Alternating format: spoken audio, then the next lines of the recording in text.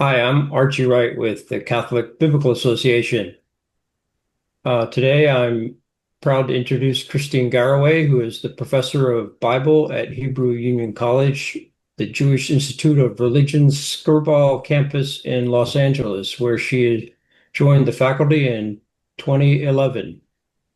She received her doctorate in Hebrew Bible and Cognate Studies at the Hebrew Union College in Cincinnati in 2009. She has spent time studying and researching in Israel and then has participated in excavations at Ashkelon, Tel Dor, and Tel Dan.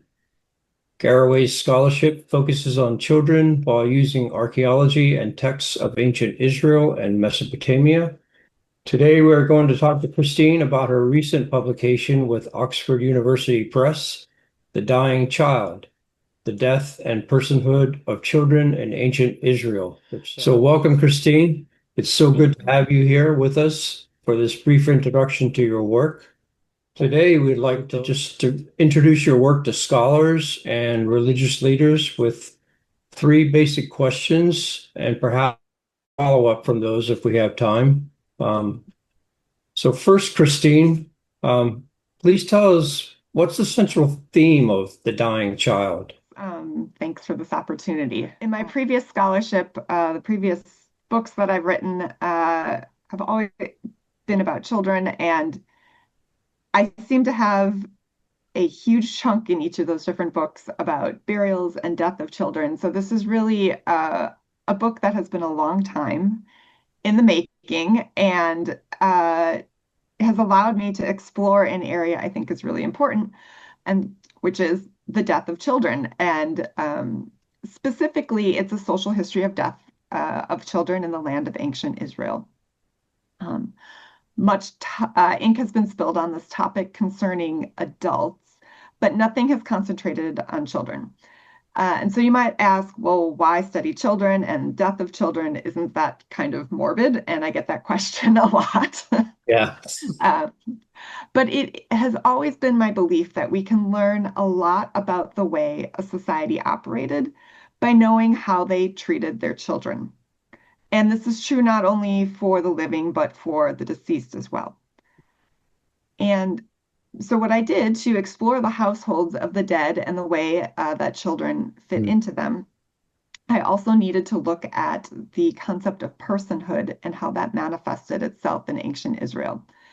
And so not only was the study of children and death uh, sort of a niche thing, but the study of personhood has not really been done extensively at all for ancient Israel. Um, so these two things combined are the central themes of the book, and I think make it a little bit unique as far as the field. Mm. Um, yeah. Yeah. That sounds fascinating. Really looking forward to it. Um, so our second point, maybe you could tell us a little bit more how your work reflects on the history of scholarship in respective field of perhaps children in the ancient world, or perhaps even archaeology in a bit broader area. Yeah, my work engages with a lot of previous work on death, but mostly those works have addressed adults. So, for example, Matthew Siriano's recent history of death in the Hebrew Bible.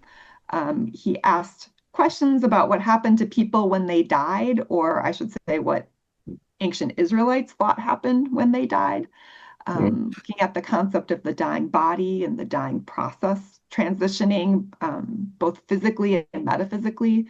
So I address those questions for children and not just adults.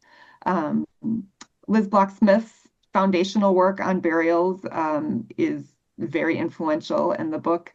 Her methodology of looking at region and time periods is similar to what I do, except specifically for children. And then everybody's favorite question in the field of death is what's with the cult of the ancestors? Did it exist? Did it not exist? Were ancestors beneficent? And how did children fit, if all, into this?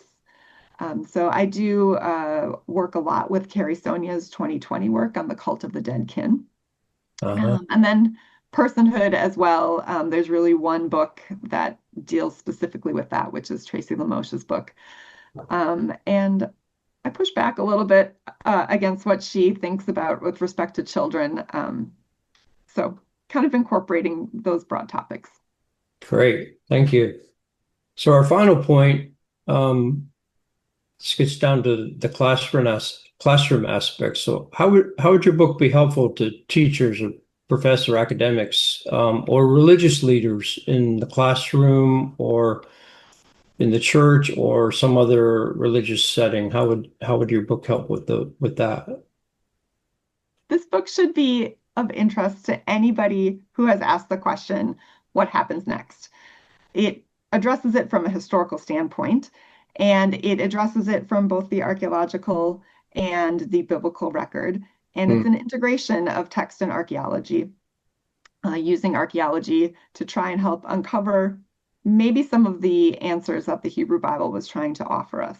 Hmm. So I think anyone who has asked that question will find this book helpful and maybe insightful. Great. Thank you, Christine. I really appreciate your insights here and look forward to hearing more about your work. Thank you so much. Thank you. I appreciate it.